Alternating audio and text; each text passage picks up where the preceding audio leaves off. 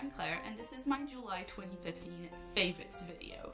Now this month I did not do a whole lot, I have to be honest. I had this like weird cough of doom that wouldn't go away for 2 weeks, so now it's pretty much gone, but before that I was feeling pretty tired. I wasn't like ill enough to take a whole lot of time off work, so when I came home from work I just wanted to kind of like be in bed and watch YouTube videos and not do a whole lot. So I'm pretty low on actual favorites this month, but I still have a few things to share with you. So first, for TV, I started watching a new drama on Channel 4 this month called Not Safe for Work.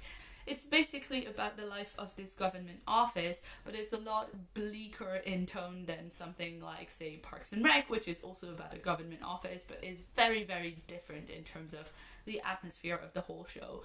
It's this woman, Catherine, from the London office who gets sent to a different office in the north of England, and she kind of views it as a demotion. She's also got a lot of other things going on in her life that aren't really great. She's going through a divorce. She's not always the most likable, but she's very, very realistic, and that's what I really like about both her as a character and the entire show. This is very bleak, dry British humor, and I really, really like it. It's available to watch on Channel 4 on demand if you're in the UK, and this coming week is going to be the finale of this season. My next favorite is also TV, but it's a lot more cheerful, and that is Unbreakable Kimmy Schmidt, which is a new Netflix show about Kimmy, who is an eternal optimist despite being a survivor of an underground doomsday cult where she was trapped for 15 years.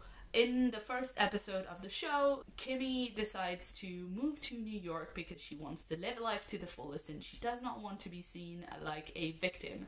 So the whole show is her in New York with her roommate and her landlady and her employer and all those kind of very colorful characters around her. She's just trying to get along with the modern world. It's written by Tina Fey and the team behind 30 Rock, so it is really, really funny, and it's kind of over the top in a way. The situations in it are not realistic, but the humor is incredibly on point. My next favorite is maybe a bit weird, but it is a piece of budgeting software. Whenever you move house, you always spend more money than you intend to, and I definitely did that this time around, so now I want to try and be a little thriftier in the coming months. So that's why I'm starting to use this again now. I know it doesn't sound super exciting, but it's a program called You Need a Budget, or YNAB, and it's quite different from other budgeting spreadsheets or software or advice that I've seen before. If you look at the amount of money that you've got available in the software as opposed to your bank balance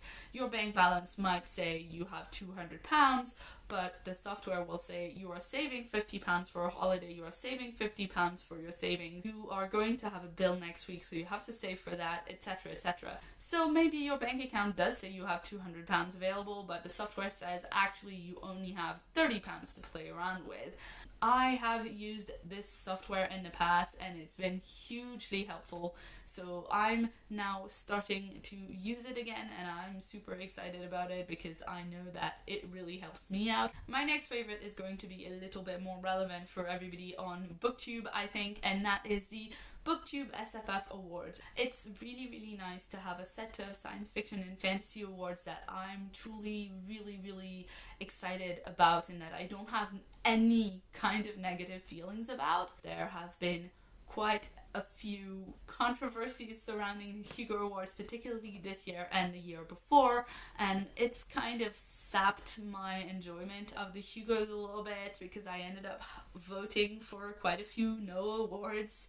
It just makes me really, really excited to have an award specifically for science fiction and fantasy that I can read all the books that are nominated and get really excited about it and not have any bad feelings about. I also really, really appreciate the fact that the organizers did a read-along schedule for the next 3 months, and it looks like they took a lot of time to figure out which books should be read which month to kind of make the load of book reading as even as possible between these 3 months.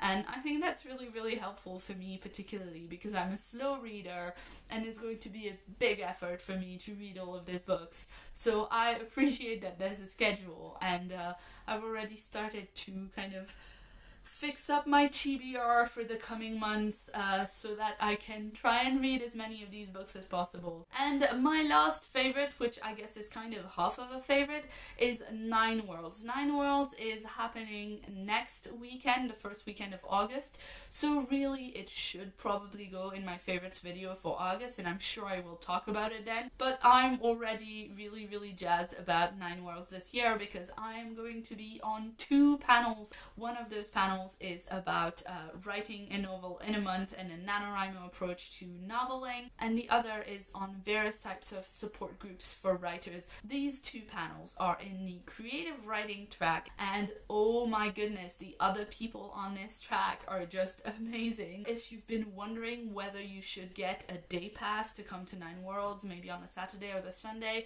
you definitely should. They are selling day passes right now, and it is hands down my favorite convention. I know it's very subjective to say this is my favorite convention, and it doesn't mean that everybody's gonna love it, but it's honestly got so much going on. There are so many really cool and interesting panels. It's a really good size so that you can see a lot of varied things and not be bored, but at the same time it's not super overwhelming. Everybody is really welcoming and friendly. So yes, it is very subjective, but it is my favorite convention, and I'm super excited to be on the program this year.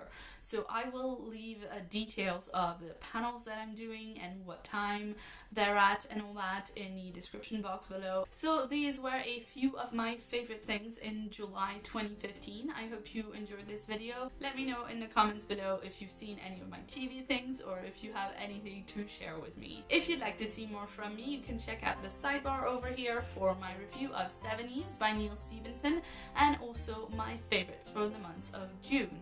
If you haven't yet, please hit that subscribe button for more videos from me every week. I've been Claire, thanks so much for watching, and see you soon.